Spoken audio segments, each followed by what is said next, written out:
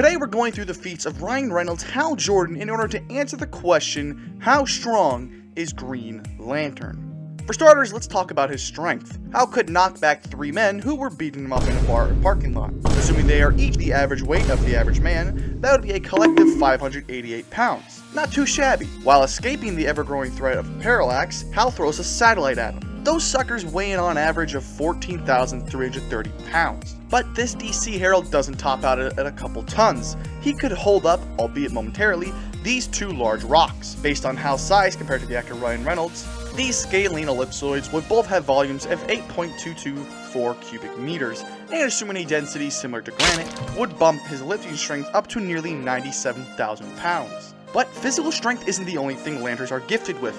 They can soar both sky and space itself at speeds unachievable to humans. During his first solo flight to Oa, Hal casually flew past the satellite in 20 seconds. At a height of over 7 million meters, he'd be pushing speeds of 362,102 meters per second. That's Mach 1055. Remember the Lockheed SR-71 Blackbird from our Kong video? As we discussed, those bad boys can push Mach 3.3, making Hal's first flight nearly 320 times faster. But that's child's play. We don't often break past the speed of light here on how strong he is, but the Lantern Corps looks at light speed as a brisk jogging pace. No, really! If we return to the same fight with Parallax where Hal threw the satellite, he and the big baddie fly from Earth to the Sun in a matter of minutes. Taking into account the pauses in their flight time, they were able to cover the astronomical unit, about 150 billion meters, in 78 seconds. That would now put Hal's speed around 1,917,921,419 meters per second. That's over 6 times the speed of light. And even then, Hal and the rest of the Corps were shown casually flying from Earth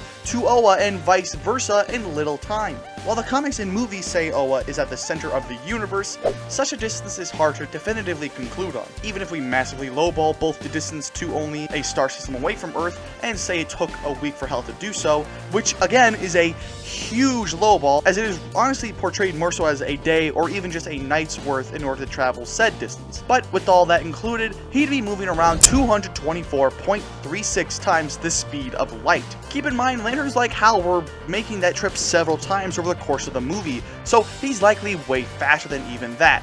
But we're intentionally keeping his speed this low because if we overextend too much, we might look foolish. But lifting and flying isn't the whole package. No, with the power of hope, lanterns can perform some nasty feats. Like how, in training, Kilowog casually made a star, which Hal is sucked towards because, you know, star. Based on the size compared to Hal, this star would be as heavy as 28 septillion pounds.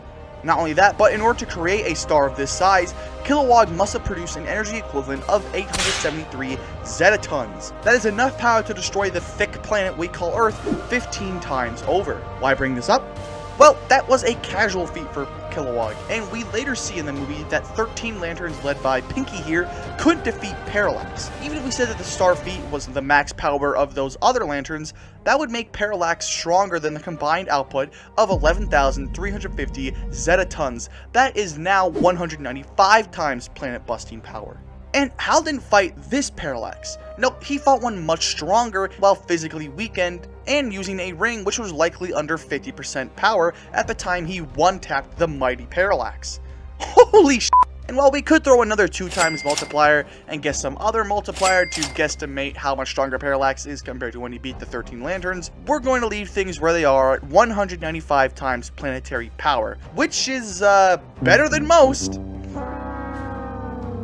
But yeah, that's about it for the GL. I know in the prequel comics there are statements talking about the universe being doomed by Parallax, but that could mean universal life wiping just as much as universal destruction. Either way, I think this movie really isn't that bad. I often have an easy time researching videos for this series because I love the franchises that we discussed and know practically everything about them. For this one, however, it was easy to get through the hard parts because there was enough good stuff to focus on while coasting through, and I could just do the math while the bad parts were taking place. Honestly, if you've got the time, just give it a sit through, but other than that, thanks for coming to Honor's Place. If you enjoyed your stay, feel free to like and subscribe. We of course have the big versus video coming next week, and I can't wait to get it out to you guys. Until then, yeah, bye-bye.